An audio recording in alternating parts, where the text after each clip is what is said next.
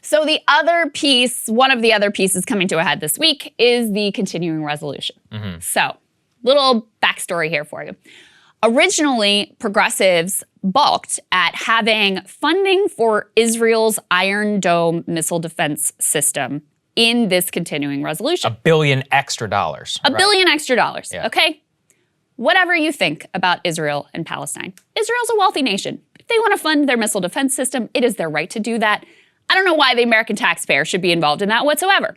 So progressives, I thought righteously, were able to strip that out of this funding bill because they threatened to tank the whole thing if this funding was included in it. So AOC and others vote along with, hey, we don't want this in the funding bill. Then leadership, Steny Hoyer in particular is the one who apparently pressed this, decided to take just that funding out alone and bring it to the floor for a vote. Putting progressive, really squeezing them and, putting it in front of the whole world and getting the Republicans on board. Of course, all the Republicans are going to support it. That's the thing. Yes, right. Exactly. So 8 progressives plus Thomas Massie, a Republican, they voted against, even, on the floor in the full vote, they voted against funding Israel's Iron Dome missile defense system. AOC originally voted against it, and then at the last minute changed her vote to vote present. And this is the scene that unfolded on the House floor. For those of you who are listening, what's going to happen here is she walks out, she's clearly upset, she's wiping her eyes, and she later on confirms that she was in fact tearful and weeping on the floor of the House. Let's take a look at that.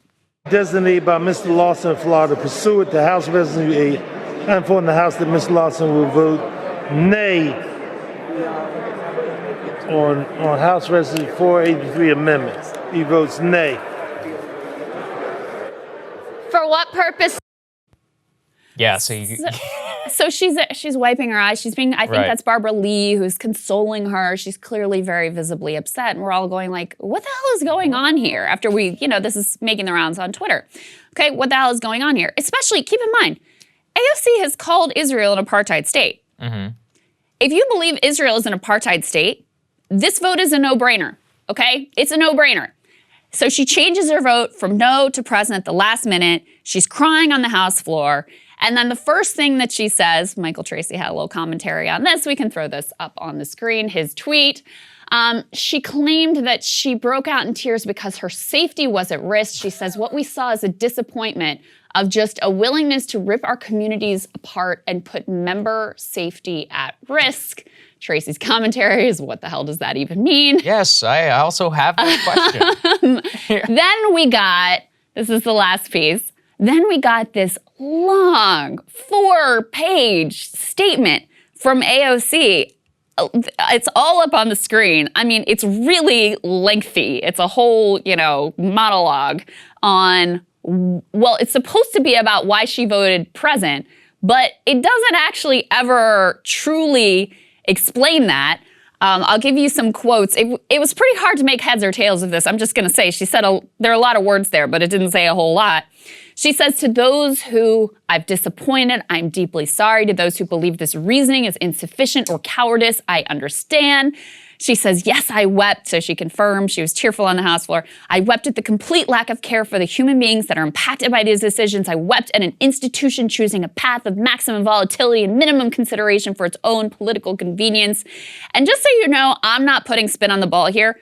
Washington Post, in their write-up of this lengthy, nonsensical statement, says, she was not explicit about the reasons for the change of heart, but hinted at a lack of time for substantive community consultation, as well as, quote, hateful targeting, and the creation of an atmospheric, quote, tinderbox of vitriol.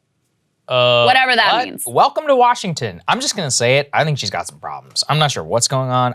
Honestly, I feel bad for her. It's clearly, it's hard to be under the media spotlight, etc. Also signed up for it. Look, she's been targeted. Yeah, no doubt about it. But, grow up. You work in D.C., you're a famous person, and you work in Congress. You wanted the job. Yeah, exactly. Bottom line, you wanted the job. This is what it looks like. We didn't have enough consideration. You need more time to consider it? Like you said, she has made her position on Israel very clear. So if you believe that, then vote accordingly. Why do you need more time to consider? Like you said, if you're going to use language like that, then act like it. Or just be honest that you're afraid of being redistricted and that you're worried that they're going to try and put more Jewish people in your district. Right. Or that they're going to try and squeeze you. And here's the thing. I would have respected her more if she just voted for it and had come out and been like, look, I'm afraid they're going to redistrict me. I got to play ball. I mean, it's here's like, you the can't have other it both thing. ways. Why are you crying? Just from a tactical perspective, Yeah. if that's your concern, you already called Israel an apartheid state. Yeah, right. Like, that ship has sailed, okay? The ship has sailed. Yeah. And so if you actually believe that, again, this is a very easy vote. And even if you don't think Israel's an apartheid state, why should our taxpayer dollars be going to this wealthy nation? I mean, it doesn't make any sense. Now, we know that,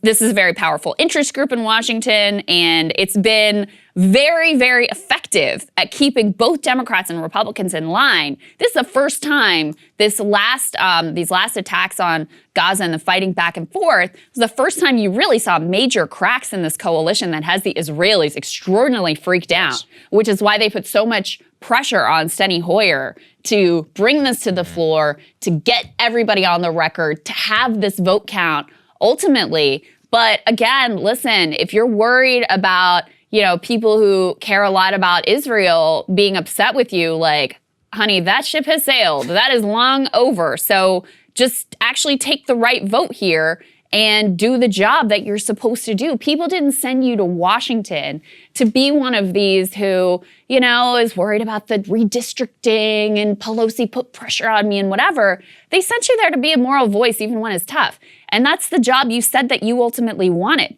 So there's really no defense here. And like you said, look, I do kind of feel bad for her because it seems like she's struggling. I mean, just on a personal level. She's not holding it together. And I know that she has been subjected to insane derangement and attacks and for ridiculous things and all of that.